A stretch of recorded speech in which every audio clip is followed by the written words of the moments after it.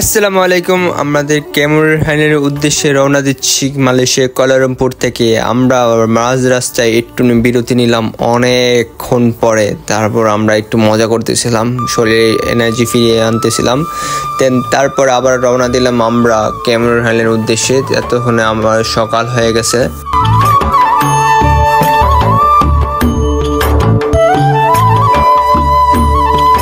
চারদিকে শুধু সবুজ আর সবুজ, সবুজের মাঝখানে আমরা হারিয়ে যাচ্ছি।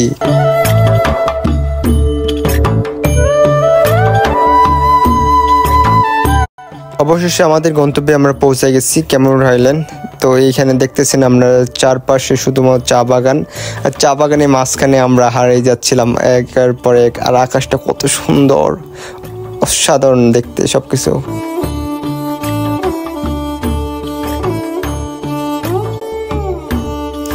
আমাদের